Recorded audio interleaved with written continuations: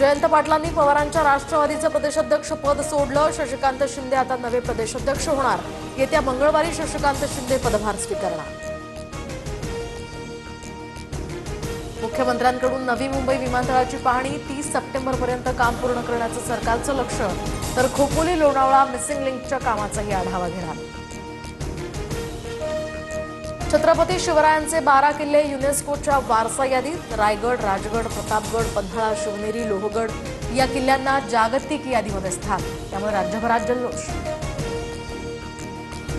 महाराजांचे किल्ले जगाच्या नकाशावर आल्याचं म्हणत मुख्यमंत्र्यांकडून आनंद व्यक्त। तर पंतप्रधान मोदींचा पुरातत्व विभाग आणि मंत्रिमंडळातील सहकाऱ्यांचे सुद्धा मानले आभार। राज्यातील 11 किल्ल्यांचं किमान नीट संवर्धन होईल आता अशी अपेक्षा। युनेस्कोच्या मान्यतेनंतर राज ठाकरेंचं ट्विट। जबाबदारीचं भान ठेवण्याचा सुद्धा सल्ला।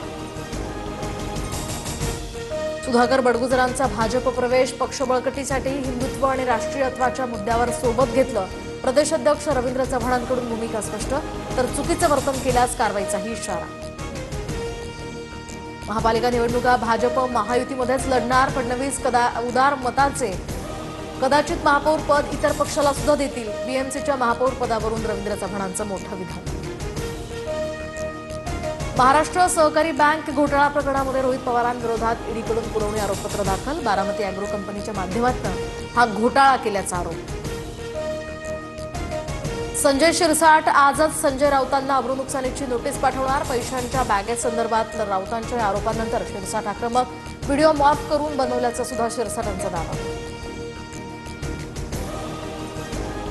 शिरसाट हे महायुतीमध्ये आहेत म्हणून सेफ असं नाही। गैरप्रकार आढळल्यास आयकर विभाग कारवाई करणार। रवींद्र चव्हाणांकडून स्पष्ट। तर सत्तेत आहोत या भ्रमात न राहण्याचाही सल्ला।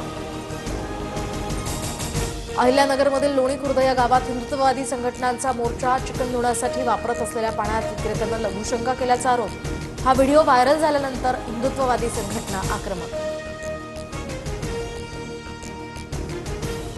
नक्षलग्रस्त गडचिरोली जिल्ह्यातील आदिवासी महिलांच्या सशक्तीकरणाची मोहीम सुरू। सामाजिक कार्यकर्ता नीतू जोशी यांच्या मियान चॅरिटेबल ट्रस्टचा पुढाकार।